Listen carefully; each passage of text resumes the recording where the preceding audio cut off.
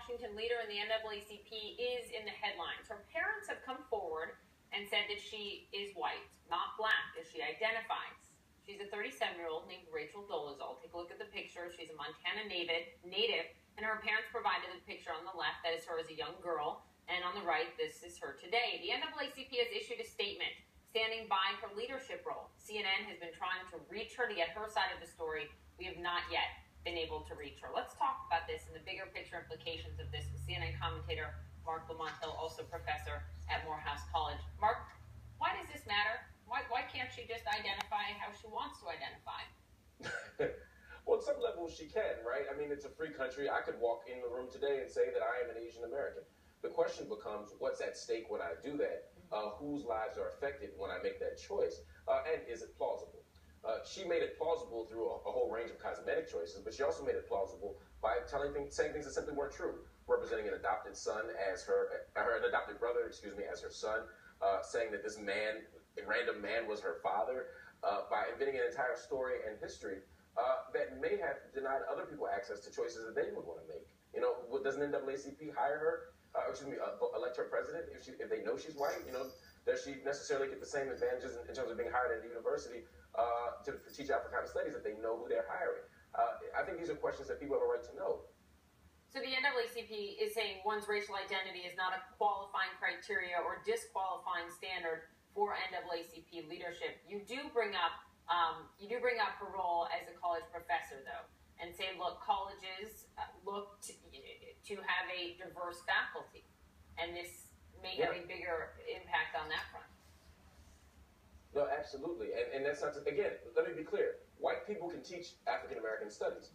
Or white people can lead NAACPs. The NAACP began at the Niagara meetings, and there were white architects, people like John Dewey, who started the NAACP or helped organize those meetings. So I'm not saying white people can't do the job. I'm saying that if you're hiring someone based on a set of experiences that they lied about, character comes into question. I'm not questioning her race. I'm questioning her judgment and her character based on the stories that she's told, and that's what's problematic for me. But it's also a bizarre sense of entitlement and privilege being exercised here. On the one hand, she's a person who has very publicly and very adamantly said things like the Black Lives Matter movement should only be led by black people. Outsiders shouldn't be there. You know, activists like Tim Wise, a white activist, a white anti-racist activist, has been told that he can't come to a university and speak on race because she doesn't think white people should be doing it. She has assumed a kind of insider status and has actually disqualified other white people and made choices for other black people about what they should do, and she's not black either. I think that's troublesome. I think it's actually pathological, although I'm not a psychologist, and I would love to find out what happened in her personal story and her family story that led her here.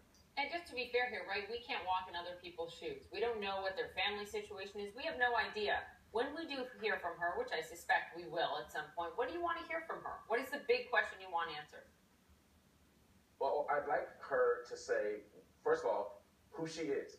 You know, when that question was posed to her on 3 different occasions that I saw, she had this weird cognitive dissonance in her face. I couldn't tell if it was a deer in the headlights from someone who'd been caught lying, or if it was someone who actually had a psychological break in her mind. I want to know, does she think she's black?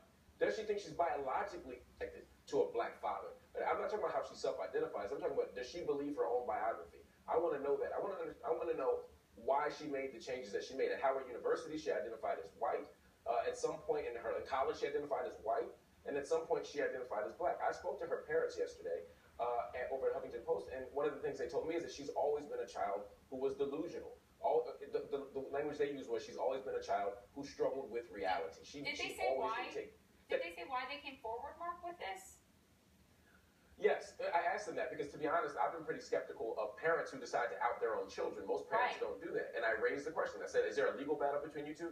She said, no, there's no legal battle. She said, there's no family business, there's no trauma. They said that she had a happy childhood. They said that the reason that she's upset at them is because she just wants to distance herself from her real parents.